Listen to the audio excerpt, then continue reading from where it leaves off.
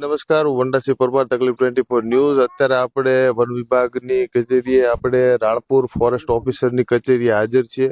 અત્યારે આપણી સાથે નાગનેશ ગામના સરપંચ ઉપસ્થિત છે. 6 તારીખ ના દિવસે નાગનેશની સીમમાં એક દીપડો જોવા મળ્યો હતો અને અંતે આજે આ દીપડો પકડવામાં આવ્યો છે વહેલી સવારે 3 થી 4 વાગે. તો અત્યારે આપણી સાથે રાણપુર નાગનેશ ગામના સરપંચ શ્રી છે. શું આપનો પરિચય? ઝાલા સુરુબા ફોજી, સરપંચ શ્રી નાગનેશ. આ 7-8 દિવસથી આ દીપડાની રાવ હોય અને ફોરેસ્ટ અધિકારીને જાણ કરતા પિંજરા મૂકવામાં આવેલ અને આજ વહેલી સવારે પિંજરામાં સુરક્ષિત રીતે દીપડાને પૂરવામાં આવ્યો છે. જે ગામ લોકોનો જે ભયનો માહોલ હતો, હાલ કોઈ પણ પ્રકારના ભય પાંજરે પુરાતા દીપડો પાંજરે પુરાતા કોઈ પણ પ્રકારનો ભયનો માહોલ રહેતો નથી.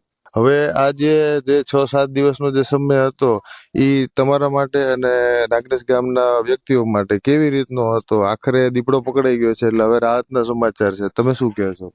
હવે એમાં એવું હતું, રાતના વાડીઓમાં કામ કરતા તથા ઢોર રાખતા ખેડૂતોને ભયનો માહોલ હતો. જે હાલ પાંજરે વહેલી સવારે પિંજરે પુરાતા ગામ લોકોએ હાશકારો અનુભવ્યો છે અને શાંતિનો માહોલ છે.